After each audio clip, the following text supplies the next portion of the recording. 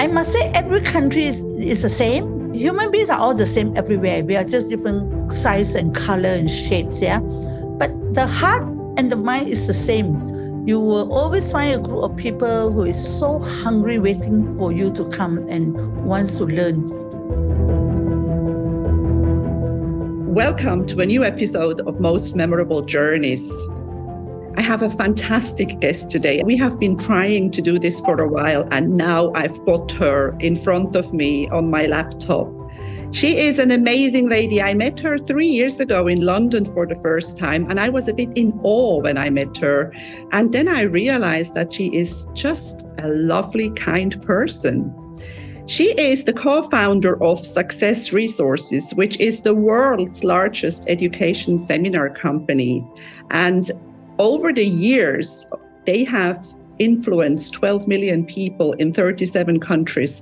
I took that from the internet. Maybe it's more, maybe I'm wrong, but it's a lot of people and it's a good thing. And I am so happy that you're here. Welcome to Most Memorable Journeys, Veronica Tan. Thank you. Thank you so much, Elizabeth, for having me. I must apologize. I think I took too long to get this moving and to organize a time that we could do this. And I'm happy to be here and happy to serve your audience. So ask me anything. That's wonderful. And it doesn't matter, how do they say good things take time? Thank you. Thank you. So, Veronica, I want to go back a little bit. We're talking about most memorable journeys. And did you ever travel as a child? How old were you when you were on a plane for the first time? Really, I don't really remember exactly, but when I grew up as a child, my only mode of travel is basically, I was born in Malaysia, so my dad works in Singapore. So we had the opportunity to travel by train. Usually it's by train that takes the whole day, 8 hours, in crowded trains to get from Malaysia to Singapore.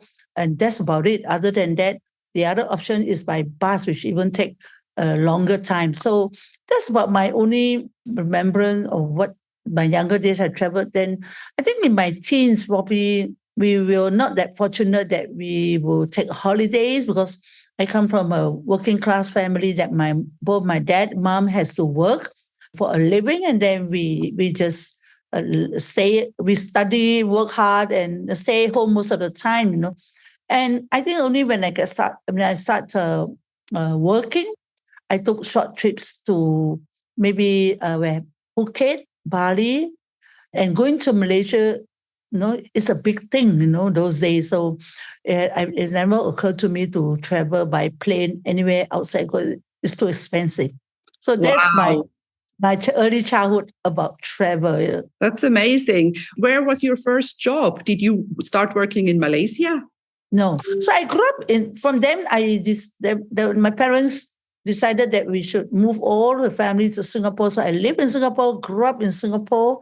My first job, again, I didn't get to work, call it a fortune or whatever. I didn't get to work until when I was like in my 20s, 23, 24, because my dad runs he's an entrepreneur. He runs a shop that I usually stay back after school to help him out in the shop. And on the hindsight, that's where I have him to thanks for, exposing me at a young age, the whole concept of selling, communication, working with people, especially strangers, And my first job was when I was like in the 21 that I worked for a government institution where we are arms manufacturer.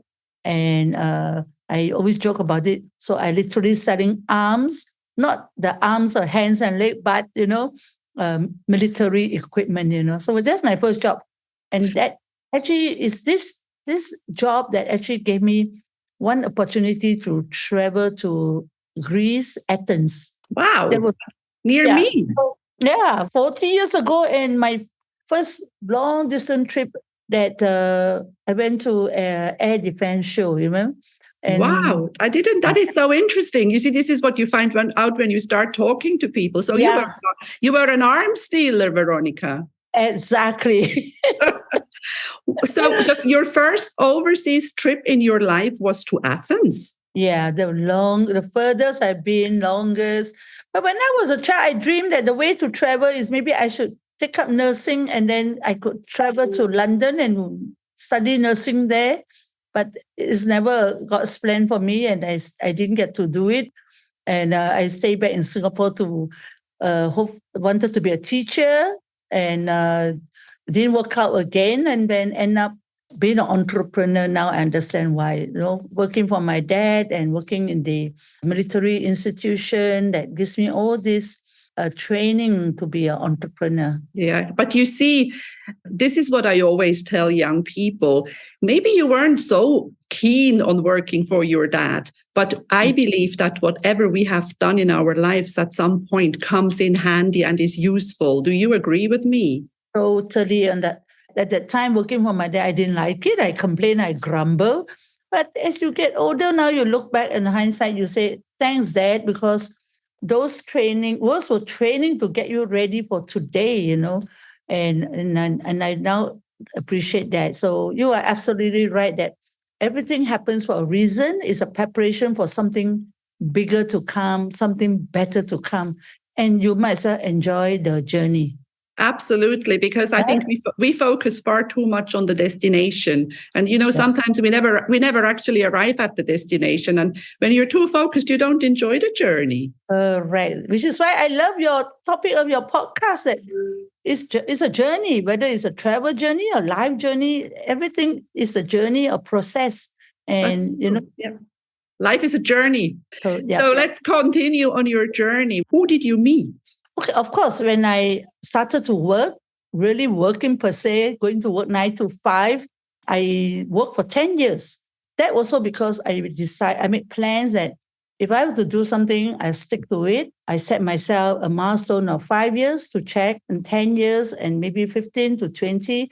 And then, so at the 10th year, when I sort of decided to check and say, and that was a time that I met my husband, Richard Tan, at that time. And that's where, we had to make a decision that I could choose to make a decision, say, hey, should I continue to work and then become an employee, or I should now come out of the working world and then be an entrepreneur? And because I have Richard as my support system, that he says, do what you love to do, just quit your job. And so I left to become entrepreneur. I run a F&B outlet.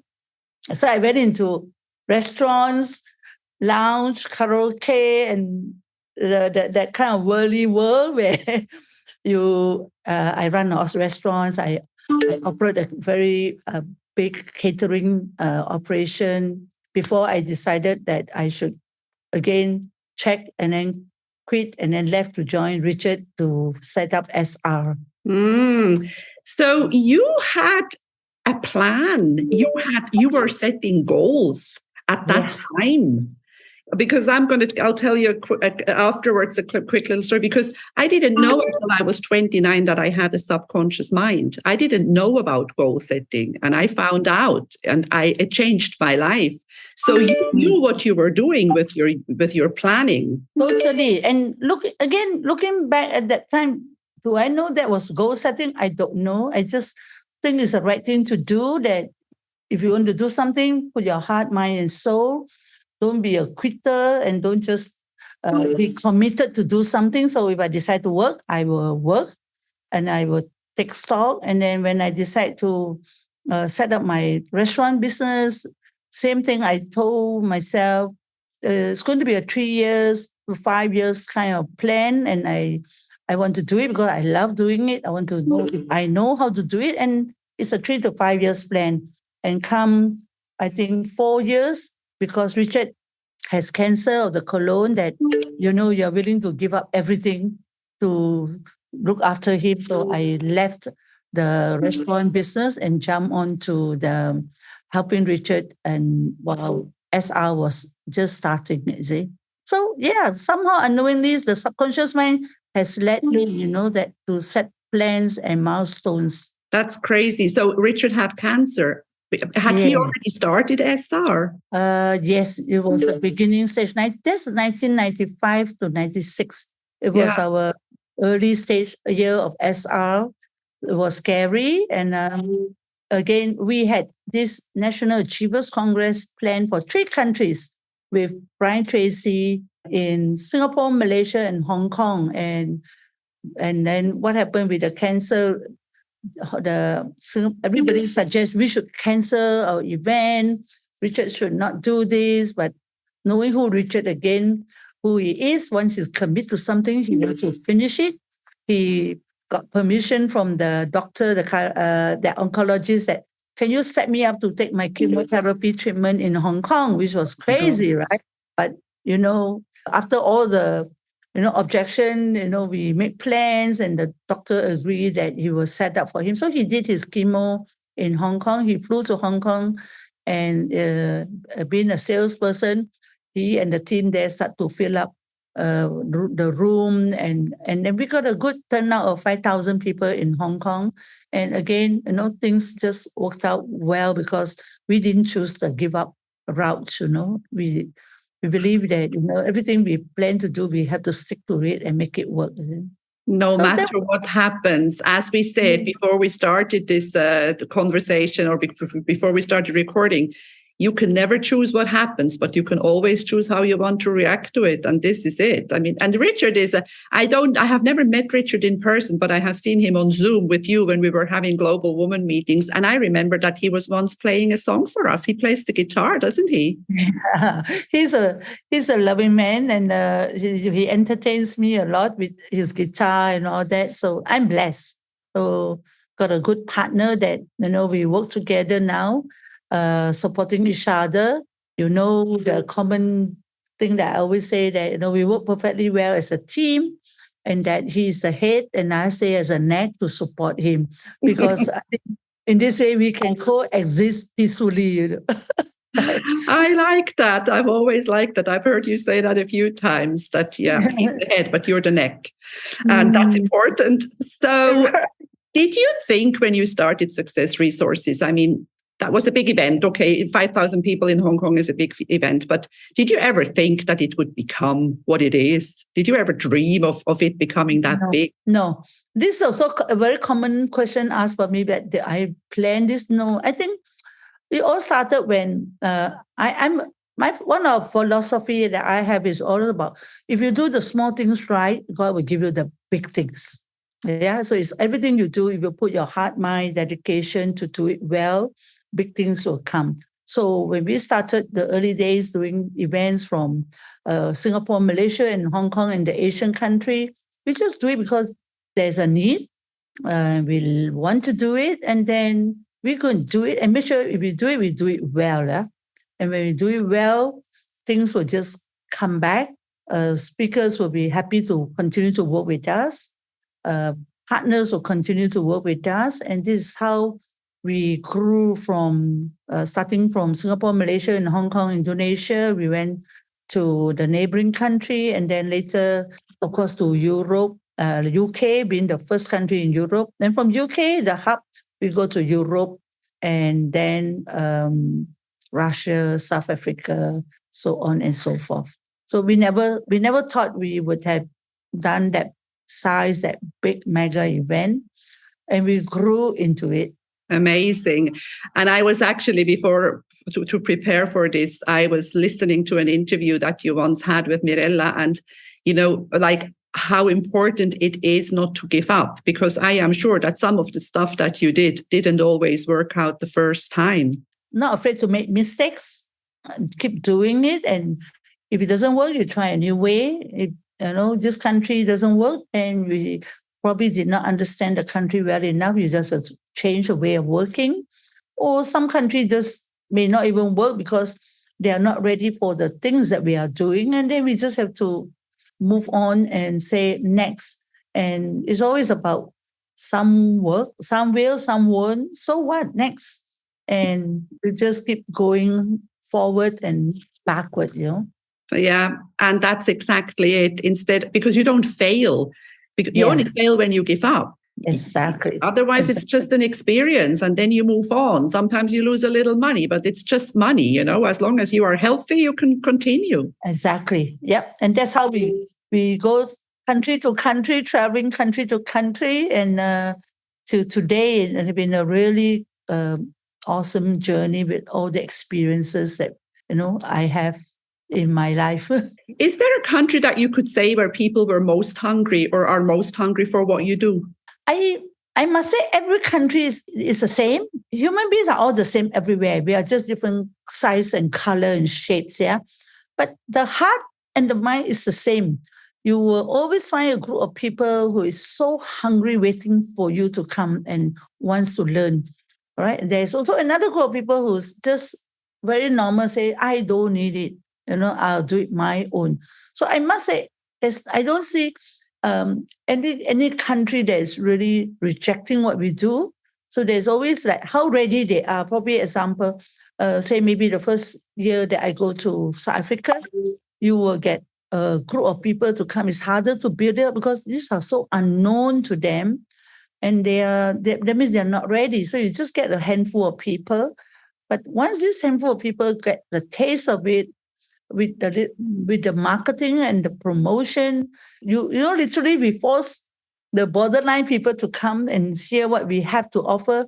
Then once it catches on, then I think it's easier. So I think it's a process or progression of who you reach out. So I think every country, people need the kind of education that we bring to them, the education of the mind and the heart, and that the schools and the academic system doesn't offer. See? So I feel that every country has this hunger and demand. I just have to go and move on to new countries that doesn't get access to this type of information, and they will want it. I loved something you said. Now, I will tell you a quick little story. In 1989, I was a tour guide in the US. And I was between two trips. I was hanging around in a hotel in Los Angeles, and I didn't want to go sightseeing because that was my job, so didn't know what to do that day.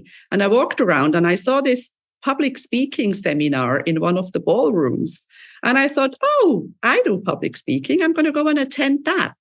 And I went into this room, and up until today, I'm not sure if I paid for that seminar, but I bought a book at the end. I know that I paid for the book.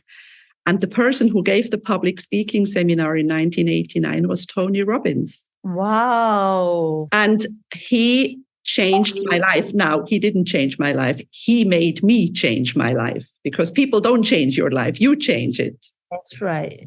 I wish somebody could tell Tony Robbins that what happened to me, what is it, so many 35 years ago.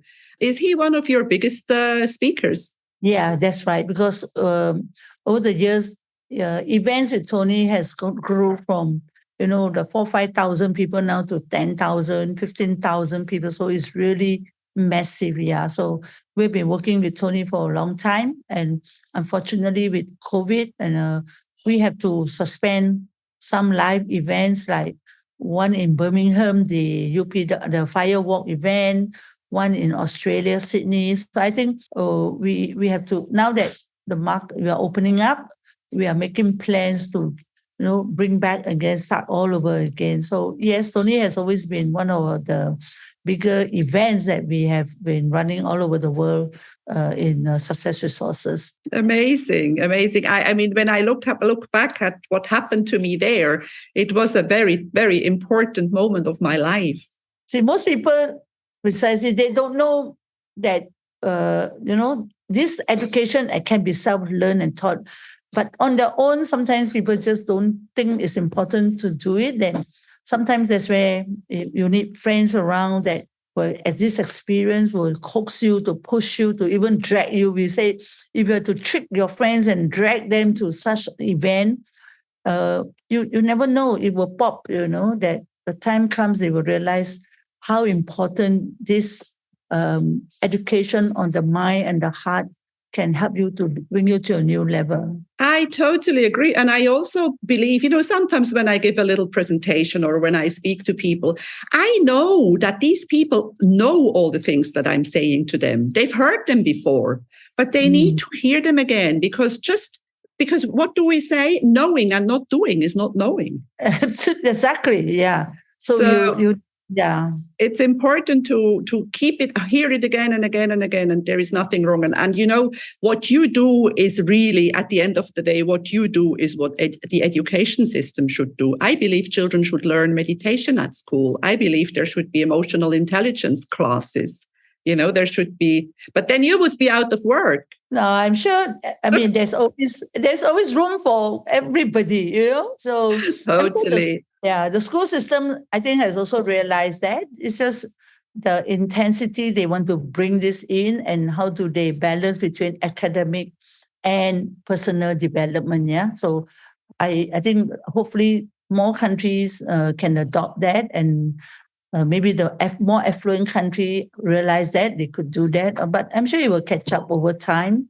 With this whole pandemic lockdown, I think the self-awareness of well-being is very obvious these days. Oh, yeah. I mean, who would have ever thought that this would happen? Nobody expected it. I mean, I think it really showed us how unimportant we really are, that it's up to us to make something with what we are. Yeah, true.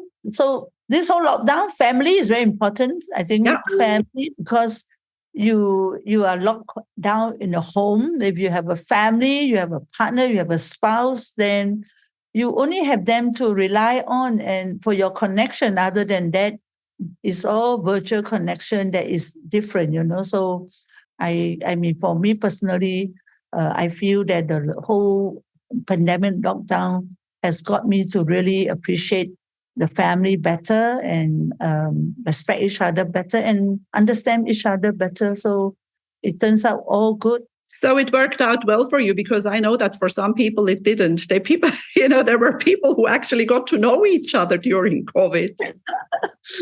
I mean, everything has got two sides of the story. Yeah, it's again your perspective.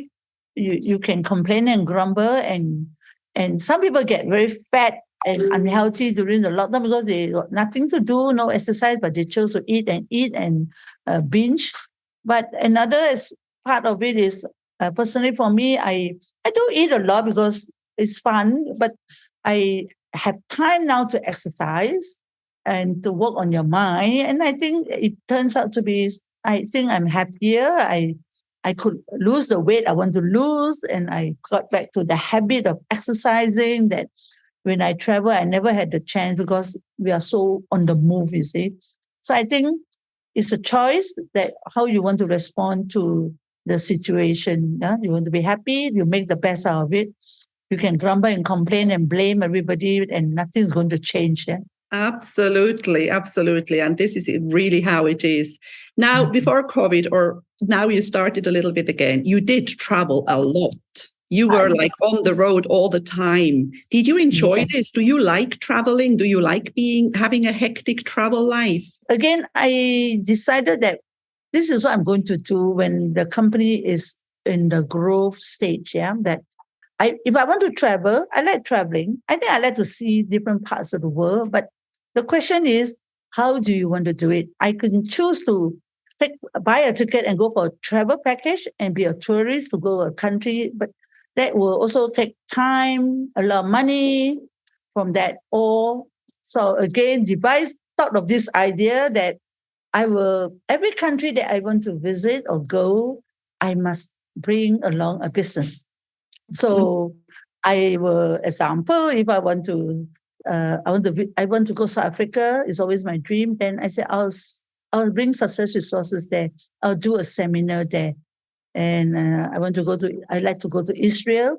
I plan some seminar there. So I'd like to marry the two things that is all about play, about work, and it's about changing lives. So I always tell myself and my team that three things has to happen, if we have to travel or work, that what we are doing, number one, are we changing someone's life in what we do? Number two, is it going to help us to make money? And the last thing, it must be fun. So I will try to integrate fun into my business. So if I start, I do a program in London, they say I must have fun in between. I must then, of course, make money and then make sure that it's meaningful, that the events I do will change somebody's life, touch somebody's life. So that's how I sort of marry those ideas and going to country. Well, at the end, you ask me, I enjoy it. Absolutely. Not just enjoying, it's meaningful because I know what we do has changed somebody's life, you see. So it's just not just enjoyable, but it's very meaningful, purposeful. That's beautiful. And that is so true because you do touch people's lives and you make people's lives better. Or you help people making their own life better. Because I always make this a point because that's what I always tell people who come to see me as clients. I'm not going to be able to change you. You will be able to change you, but I can help you. Sure. What you and I do is we open the door for them. Exactly. To step through and walk in because most people don't even know there is a door of opportunity or availability, So I think you and I just open up doors for people. Or another way to wake them up a little bit, tap on the shoulder, wake up, wake up, wake up. Sometimes they need a little push. Exactly, because people like to be in their comfort zone. So we need to push a little bit and kick the butt a bit. Absolutely. There's a beautiful, Dr. Wayne Dyer had a beautiful saying. He used to say, we all get a beautiful gift when we are born. And some people hardly touch the wrapping. They never open the box. And that, I think, is a very, very important metaphor because it's important that we take it all out and have a look at it all and use it. Yeah. Be vulnerable, you know what I mean? Yes, and sometimes make a fool of yourself. Yeah, true.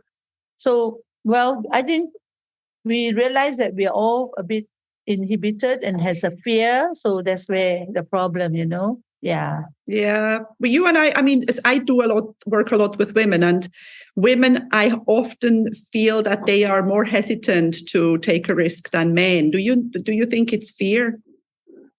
I think it's fear. It's fear of, again, it's a mindset thing that we have been conditioned and with the mindset that for me, my culture is we're seen but not heard. So we tend to not speak up.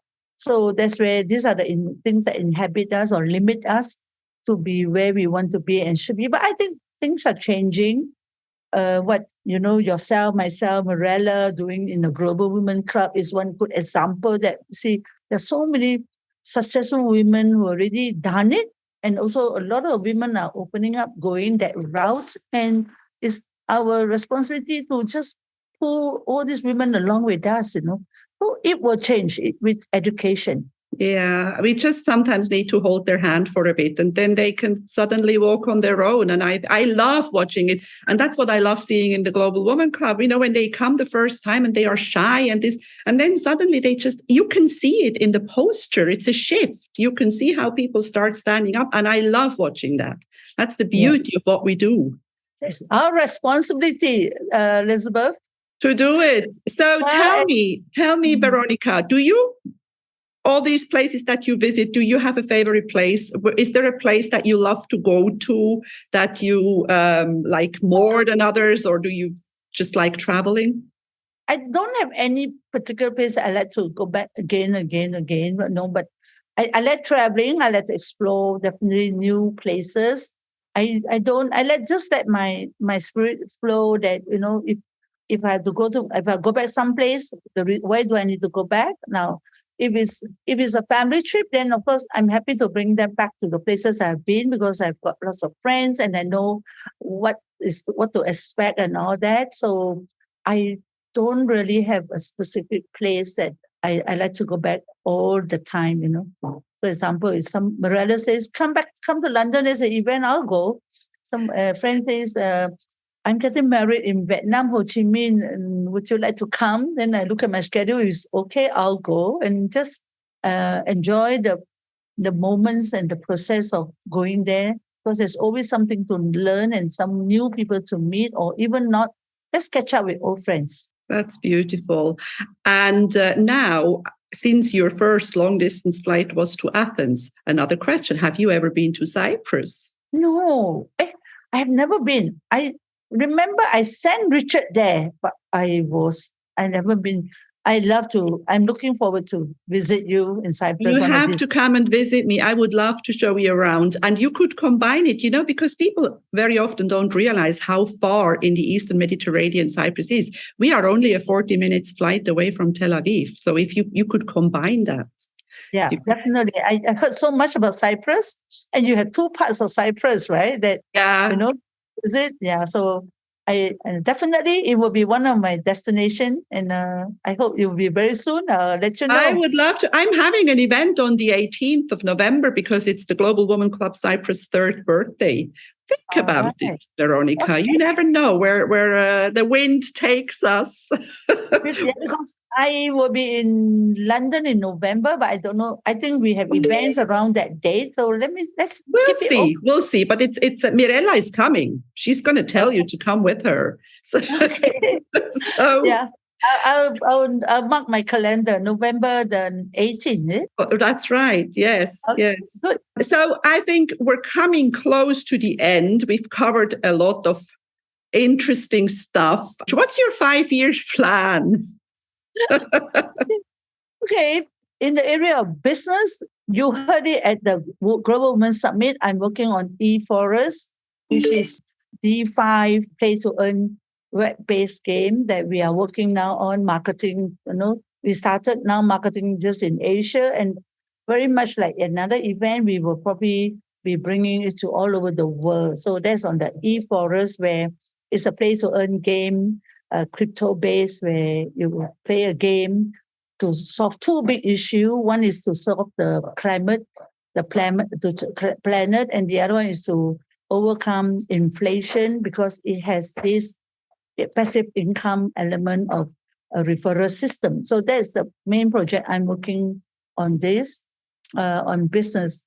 On the personal plan, I probably, in the area of travel, since it's related travel, I probably want to make a plan to take 3 months off on this cruise called the Peace Boat. Wow. It's a 90 days plan, days I have to. So Richard and I are working towards that to free ourselves. If we could go on this 90 days Peace Boat tour, which is around the world tour, which I'm working on that. And God willing, if I can do it, that's something we want to work towards the end of the year. So that's about all. Otherwise, it's all about work and integrating with family and play, and catching up with Global Women, you and Mirella and all the other leaders, directors that I look forward to. That's beautiful. I love the idea with the Peace Boat, and I wish for you that it works out, because that sounds like a wonderful plan around the world.